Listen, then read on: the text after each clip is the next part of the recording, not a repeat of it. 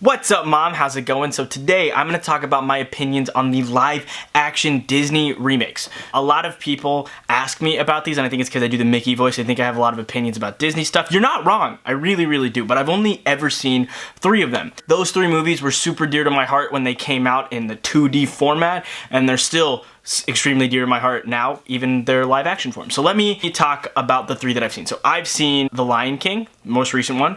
I saw Aladdin over the summer, love that. And I saw Beauty and the Beast about 2 years ago, and I also love that one. So I'm gonna talk about the movies individually because I have separate opinions on all of them, and I think that might cover the blanket of the movies, even the ones I haven't seen yet, like The Jungle Book and things like that. So I'm gonna start with Aladdin, because that was the one I saw most recently. Also, it's the Disney movie of my people, okay? Disney did my people one thing. They made Aladdin for us. And when I say my people, I mean the amalgamation of like 30, 40 different Arab and Middle Eastern and Pakistani and Eastern Asian and just 100 different cultures. They just wrapped up into one and made Aladdin, and it like both offends nobody and offends everybody all at the same time, and I freaking love it. And God, the original Aladdin movie was so phenomenal. I mean, it's a Disney movie, so it has a lot of heart and soul. The music in it, I mean, I Can Show You the World is one of those songs that every time I even hear the words, I think of I Can Show You the World, and the whole thing plays out in my head. And it's beautiful, and it had one of the most stunning nighttime flying sky and the carpet sequences, and I adore that movie. So it had that bar was real high, and I honestly think the live action remake hit the bar and passed it in a lot of ways. Passed it, not to diss the original, but it had some real big shoes to fill between Robin Williams and just the classic feel of it. And Will Smith did a phenomenal job portraying the genie. It was a different genie than the one we got the first time, but I don't know anybody else that has the charisma and charm and the character acting that Will Smith does to be able to portray that role. It's subjective to say as good or different. It was different than Robin Williams' Genie, and they were both brilliant. I love both of them. Yeah, back to the meat and potatoes of why I think this remake was good. First of all, the music. I think this goes for all of the movies I'm going to talk about. They're all visually stunning masterpieces. They are. And musically, all 3 of them are also masterpieces. Aladdin had some just amazing renditions of classics, and then new songs added that were just right out of left field and so good. I absolutely loved it. They added this subplot about Jasmine that elevated the story in a way where, with no spoilers, it made it a billion times better. With spoilers, they gave Jasmine a purpose, right? Like, she wants to rule Agrabah because she can be a really good ruler, but she's a woman. And like in the original one, she's just this, weak little princess that needs to get saved by Al, and then needs to get saved by Aladdin, and then I guess she needs to get saved by Aladdin, and then she marries Aladdin.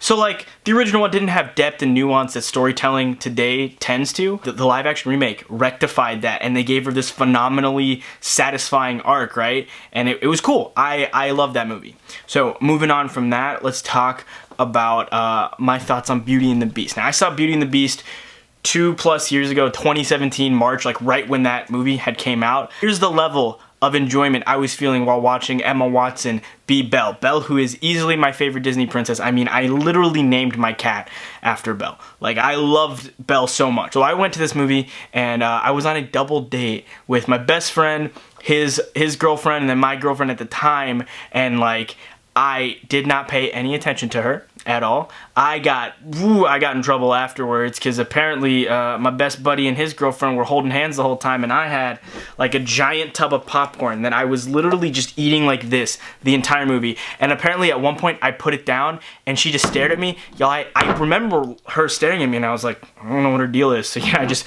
picked up my bucket of popcorn and kept eating. So admittedly, I got in some trouble for that. But the reason I was first of all, that popcorn, the movie theater that I go to, the popcorn changed, and it sucks now. It tastes like poison. But back in the day, it used to be phenomenal. And so I was stuck on that popcorn, but also what was going on screen, because Emma Watson killed it. She sounded amazing. The guy who played Beast sounded amazing. They had this song called Evermore, and it like shook me. And they added depth and nuance to that plot as well, expanding on the Beauty and the Beast relationship, because honestly in the old movies it was kind of just Stockholm Syndrome. Like, realistically, it wasn't like this beautiful, like, oh man, the Beast is kind of a good dude, maybe they're gonna, no, it was like straight, Belle had Stockholm Syndrome and fell in love with the dog man or a bear man or whatever, right? But in this version, it added nuance. It like showed he showed her this mirror, and then I don't remember the plot because it's been 2 years since I've seen it. It added something to the plot that wasn't there originally and that expanded upon the story. I really liked it. Once again, visually stunning, soundtrack amazing. And you get to The Lion King. Now, The Lion King, right at the gate when it was announced, I was excited. Not just because I love The Lion King, I think it's one of the most classic Disney movies of all time, but because the actors, oh my god, did you read that list? Zazu was John Oliver from Last Week Tonight. Like, John Oliver's hilarious. Childish Gambino, Donald Glover, one of the most phenomenal actors, actor, musician, just everything in between, comedian. Donald Glover was playing Simba, which once again, two of these movies on this list. My other cat's name is Simba, my cat's name is Belle. Like, I literally named my pets after these Disney movies because I love them so much. Donald Glover was on the cast list. I mean, like, James Earl Jones reprising his role as Mufasa. They had all the puzzle pieces to make a phenomenal movie. I mean, Jon Favreau was at the helm. We're talking Happy Hogan, director of Iron Man, over here directing. Like, it should have been amazing. Should have been one of the best movies I've ever seen. But it left me kind of just like, it was a good movie, I guess. Like, the music was great. It was a shot-by-shot recreation of the original. It looked stunning. Like, you cannot tell the difference between these animals and real animals, and it was amazing. But that's where I want to say the issue is with this movie. Look at this scene of Simba, right? This is when Mufasa dies. Spoilers, that happen in this very old movie. Mufasa dies, and you look at this in cartoon Simba's eyes. The horror, the scream, the zoom in, the pan. Just everything about that shot shows so much emotion and exemplifies why animation was used instead of live action. And then you get to the live action remake, and it didn't have any of that. Here, let me show you some pictures of my cats. Yeah, I brought them up a couple times. So you get to, let's show you a visual of what they are, right? Look at their faces. They're cute, for sure, right? And if you're gonna argue me there, I'll fight you right now. But they're adorable. But I have, like, are they sad? Are they tired? They look kind of sleepy, I guess. Is she mad? Why is she in the blue tube? Is Cloud like, why are you taking a picture of me? The white cat's name is Cloud. Like, you can't tell expression from an animal's face. Expressions like the expressions we have are very, very human in nature. But in animation, you can do that.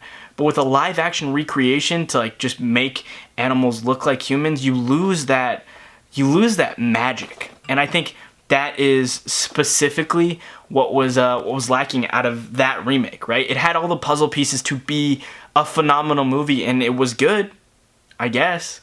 But I prefer the original. I think the expressions in the original were unbeatable. So I think in general, I totally get that the live action remakes are a big cash grab for Disney, and they're a monopoly and own half the universe at this point, and they're going to continue to grow.